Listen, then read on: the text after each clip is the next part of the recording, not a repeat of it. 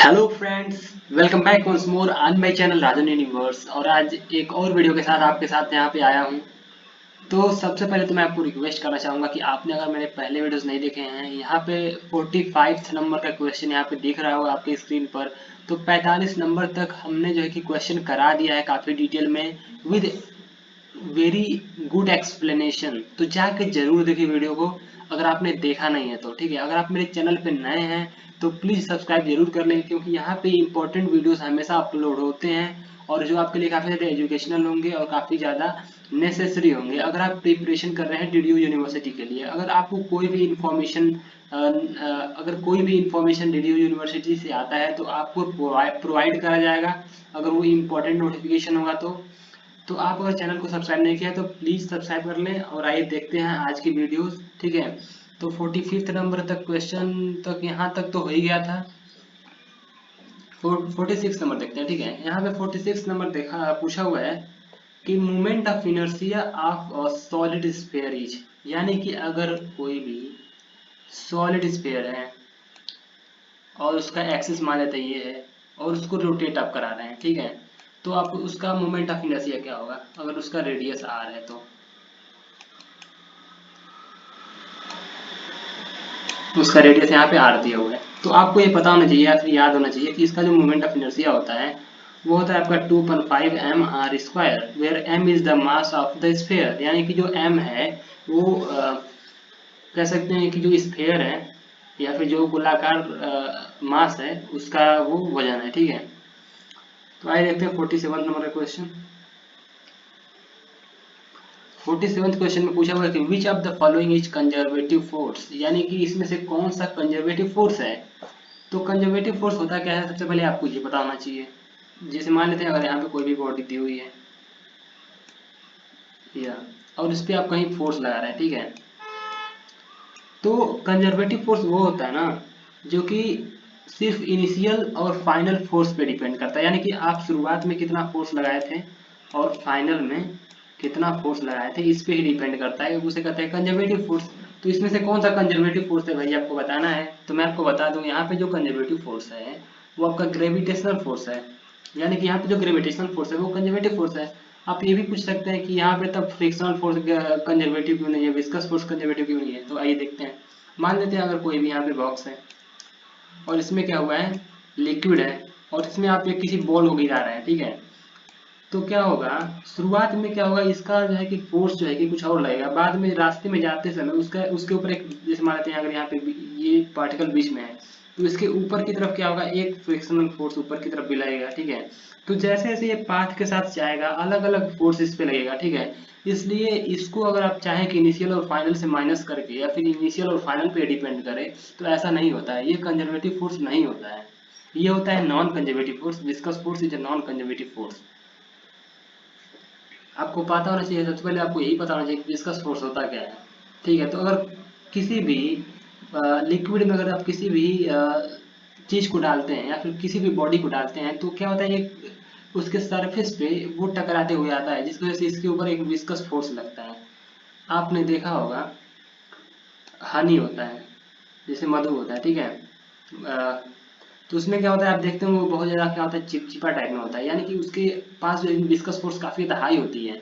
वैसे वो frictional force हो गया। फ्रिक्शनल फोर्स अगर मान लीजिए किसी भी बॉडी को आप अगर इसे लेके जा रहे हैं जमीन पर से, ठीक है, तो क्या होगा, जैसे जैसे आप जाएंगे तो वो डिपेंड करेगा कि सरफेस कैसा है। सरफेस अगर ज़्यादा खुरदरा होगा तो फ्रिक्शनल फोर्स ज़्यादा लगेगा, तो आप इनिशियल और फाइनल से नहीं निकाल सकते हैं। ठीक है, तो इसलिए ग्रेविटेशनल फोर्स इसका आंसर होगा। आइए देखते हैं 48 नंबर का क्वेश्चन। 48 नंबर क्वेश्चन में पूछा हुआ है कि the time of flight for a body having projectile motion is, यानी कि अगर कोई भी बॉडी प्रोजेक्टाइल मोशन कर रहा है तो उसकी टाइम ऑफ फ्लाइट क्या होगी।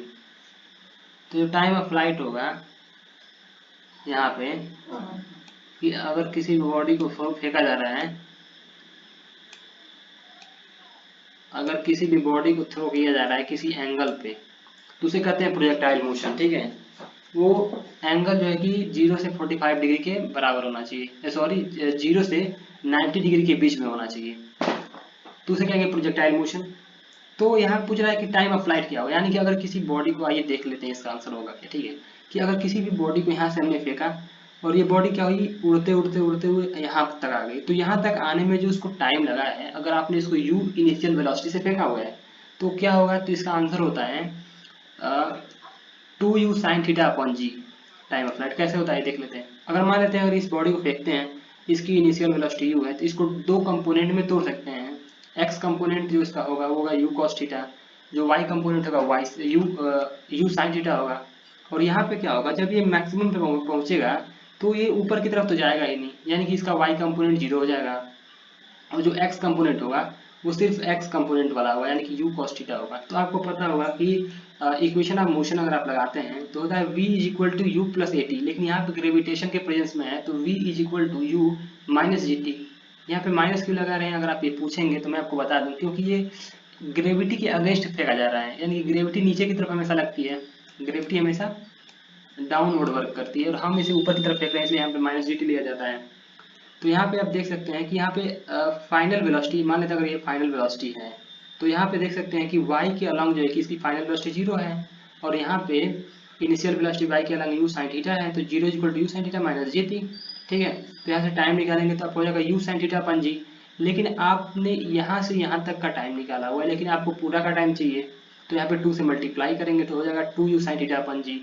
आई थिंक आपने इसको काफ़ी अच्छे तरीके से समझा होगा, और मैंने इसे काफ़ी अच्छे तरीके से समझाने की कोशिश करी। बस यही है कि मैं इसको काफ़ी तेज़ी से समझा रहा हूँ, क्योंकि इन सब चीज़ों को समझाने में आपको बहुत ज़्यादा टाइम लग जाता है। ये अलग अलग टॉपिक हैं जो बहुत ज़्यादा टाइम ले सकते हैं। तो आप इस वीडियो को पीछे करके भी देख सकते हैं अगर आपको समझ नहीं आ रहा है कि मैंने कैसे बताया है। ठीक है, यहाँ पे आप इतना समझिए कि मैक्सिमम पे, ये मैक्सिमम हाइट पे जब जाता है तो इसका y वाला जो पार्ट होता है वो जीरो हो जाता है, उसकी वेलोसिटी, यही इसलिए तो ये ऊपर की तरफ और नहीं जा पाता, ये यहीं से मुड़ जाता है नीचे की तरफ। तो आइए देख लेते हैं 49 नंबर का क्वेश्चन।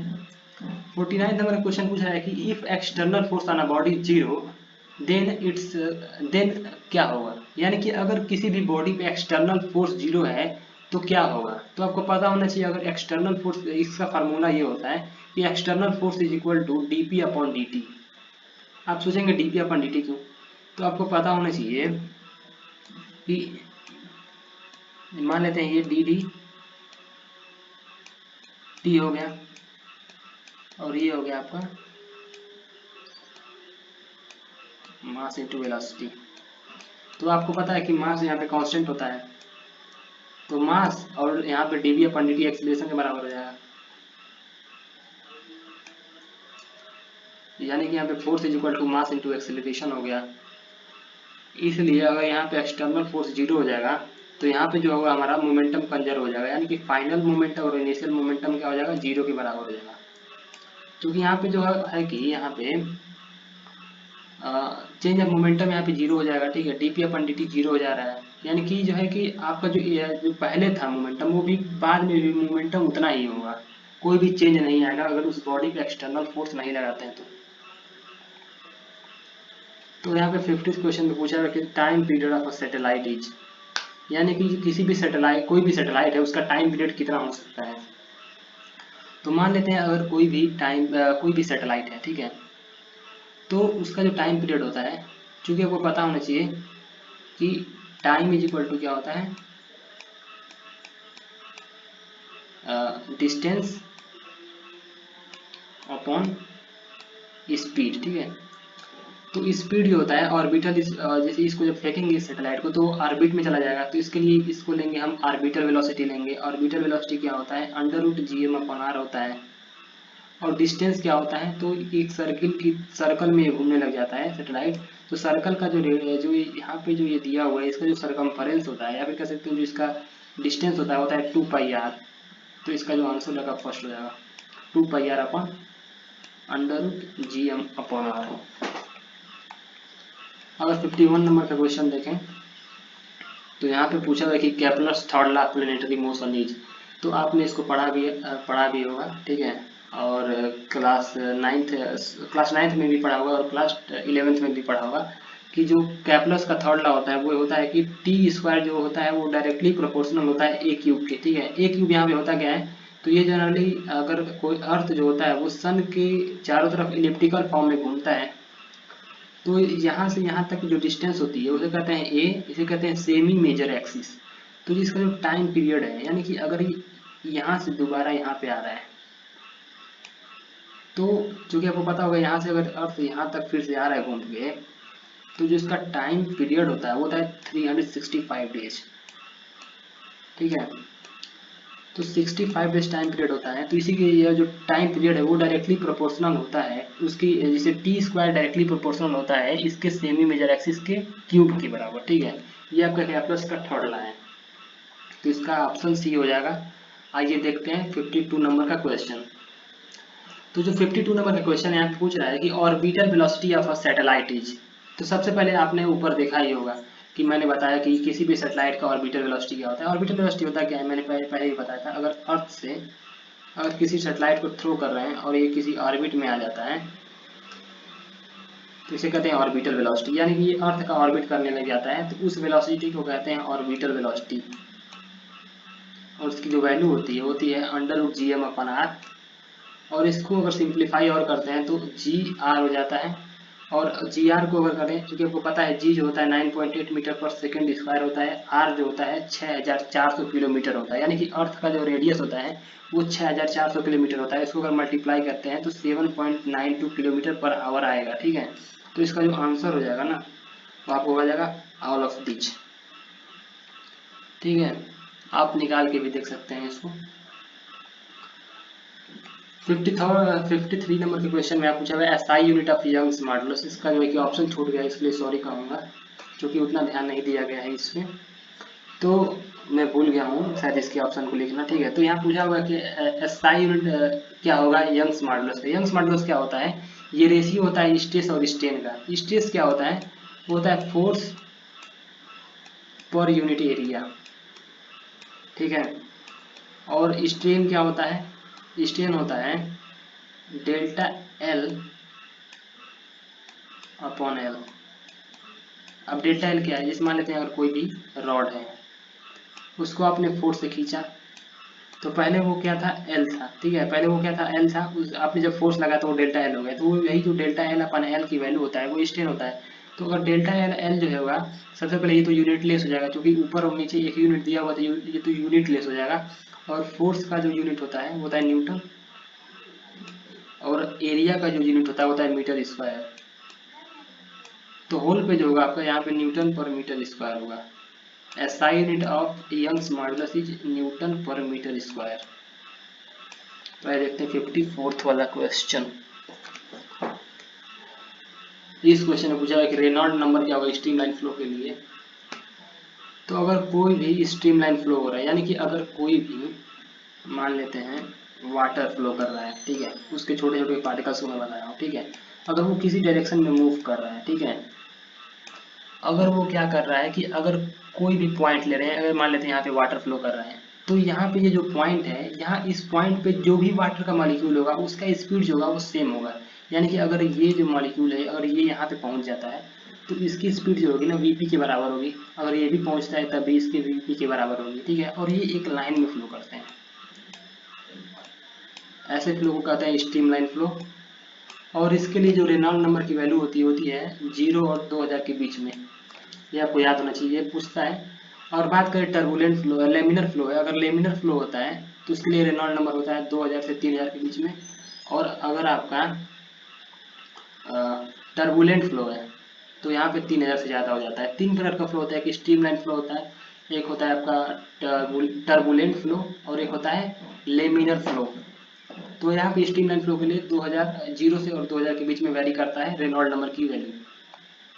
आइए देखते हैं 55th नंबर वाला क्वेश्चन। यहाँ पे पूछ रहा है working of aeroplane is based on, यानी कि जो एरोप्लेन जो है कि एयर में जो फ्लाई करता है वो किस प्रिंसिपल पे बेसिस, किस प्रिंसिपल पे बेस होता है, यहाँ पे आपको बताना है। तो आपको ये पता होना चाहिए कि ये जो बेस होता है, यानी कि जो ये आधारित होता है वो होता है बर्नौली थियरम पे।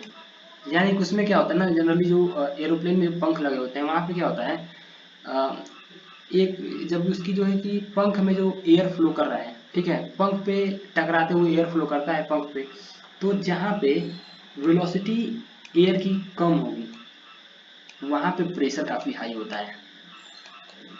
ठीक है, तो जब प्रेशर हाई हो जाता है, ठीक है, तो ये जो है कि एरोप्लेन ऊपर की तरफ फ्लो होने लगती है, क्योंकि ऊपर की तरफ जो प्रेशर होता है आपका बहुत ज़्यादा हाई हो जाता है। इसको काफ़ी डिटेल में समझाना पड़ेगा, लेकिन आप ऐसे समझ सकते हैं इजीली, ठीक है। तो आइए देखते हैं 56 नंबर का क्वेश्चन। यहाँ पे पूछा है force of attraction between similar substances is, यानी कि अगर दो सिमिलर सब्सटेंसेज हैं तो उनके बीच में जो है कि फोर्स कौन सा लगता है। तो ये जो फोर्स लगता है होता है कोहेसिव फोर्स। यानी कि अगर कोई भी पानी है, मतलब वाटर है, और दूसरा वाटर मॉलिक्यूल आप ला दिए, ये मतलब एक गिलास में वाटर है, दूसरे गिलास में वाटर है, दोनों को एक में मिक्स कर दिए, तो जो ये एक दूसरे से मिक्स हो जाते हैं वो किस फोर्स की वजह से होते हैं, तो वो होता है कोहेसिव फोर्स।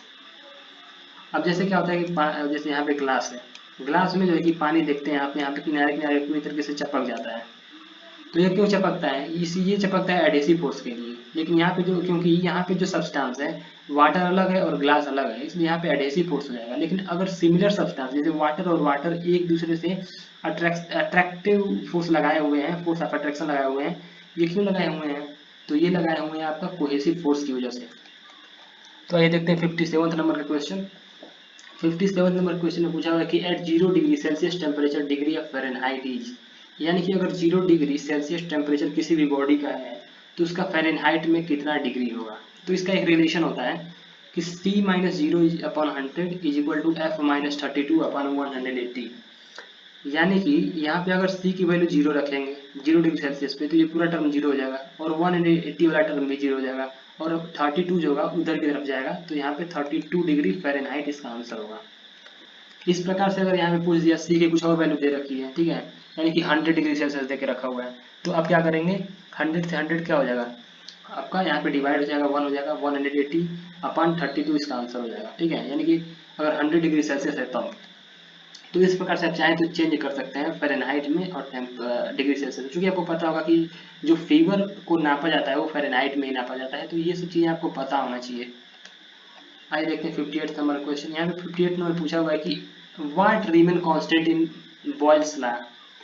बॉयल्स लॉ आपको पता होना चाहिए, ये यहाँ पे गैस लॉ में मिलता है, आपको पता होना चाहिए। आइडियल गैस इक्वेशन जो है कि PV is equal to NRT होता है, वो बॉयल्स लॉ से, चार्ल्स लॉ से और एवोगैड्रोस लॉ से आता है। PV is equal to RT ideal gas. तो यहाँ पे जो पूछ रहा है कि अगर बॉयल्स लॉ में क्या कांस्टेंट होता है, तो आप इसको याद रखने का ट्रिक होता है, बॉयल मतलब होता है उबलना, और उबलता है तो टेम्परेचर की वजह से उबलता है। तो यहाँ पे जो है कि आप याद कर सकते हैं कि यहाँ पे बॉयल्स लॉ में टेम्परेचर कांस्टेंट रहता है। आइए देखते हैं 59 नंबर क्वेश्चन। 59 में पूछ रहा है कि degree of freedom for diatomic gases, यानी कि अगर डायटोमिक गैसेस दिया हुआ है तो इसका डिग्री ऑफ फ्रीडम क्या होगा। तो डायटोमिक गैस क्या हो गया, यानी कि मान लेते हैं यहाँ पे H2 हो गया, H2, एक हाइड्रोजन ये है और एक हाइड्रोजन है, और ये एक बॉन्ड से चिपके हुए हैं, ठीक है। तो इसका एक फार्मूला होता है कि 3n माइनस के, तो 3n जो होता है नंबर ऑफ पार्टिकल होता है, यहाँ पे 2 पार्टिकल हैं, तो 3 2 6 हो जाएगा, माइनस के जो होता है यहाँ पे होता है कांस्टेंट, यानी कि वहाँ पे कौन दोनों पार्टिकल को रोका हुआ है, कितने लोग हैं जो रोके हुए हैं। तो यहाँ पे एक जो है कि ये कह सकते हैं एक बॉन्ड रोका हुआ है, यहाँ पे 1 बॉन्ड है, ठीक है। यहाँ पे 1 से माइनस करेंगे। अगर मान लेते हैं यहाँ पे एक और बॉन्ड होता है और एक मॉलिक्यूल और होता है, यानी कि ट्राईवेलेंट ट्राई एटॉमिक गैस होता है, तो यहाँ पे हम जो कांस्टेंट की वैल्यू लेते हैं, के की वैल्यू यहाँ पे 3 लेते हैं, तो यहाँ पे इसका जो आंसर हो जाएगा 5। आइए देखते हैं 60 नंबर क्वेश्चन। 60 नंबर क्वेश्चन पूछा है कि area under PV graph is, यानी कि पीवी ग्राफ है उसके अंडर में जो एरिया निकलता है वो क्या होता है। तो इसका आंसर होगा वर्क डन, यानी कि area under PV graph is work done. कैसे होता है यहाँ पे देखिए, वर्क डन होता है आपका फोर्स इंटू डिस्प्लेसमेंट के बराबर। अब फोर्स को क्या करिए, एरिया से डिवाइड कर दीजिए, मल्टीप्लाई कर दीजिए, कोई भी फर्क नहीं पड़ेगा। तो फोर्स अपॉन एरिया प्रेशर होता है, और एरिया इंटू लेंथ जो होता है वॉल्यूम होता है। तो पीवी ग्राफ जो है जनरली वर्क डन को बताता है। तो आज का हमारा जो सीरीज का जो क्वेश्चन था वो खत्म हो चुका है। उम्मीद है कि आपको काफ़ी ज़्यादा अच्छा लगा होगा, ठीक है। तो उम्मीद है कि आप लोग काफ़ी ज़्यादा एंजॉय किए होंगे। तो अगर आप चैनल पे नए हैं तो प्लीज़ सब्सक्राइब कर लीजिएगा, ठीक है, क्योंकि अच्छे वीडियोस और इम्पोर्टेंट वीडियोस मैं अपने चैनल पर हमेशा लाता रहता हूँ। तो आप अगर अपने चैनल पर नए हैं तो प्लीज़ सब्सक्राइब करें। Thank you very much. मिलते हैं अब अगले वीडियो में और एक नए वीडियो एक और इन्जॉयमेंट के साथ। Thank you very much. Bye bye.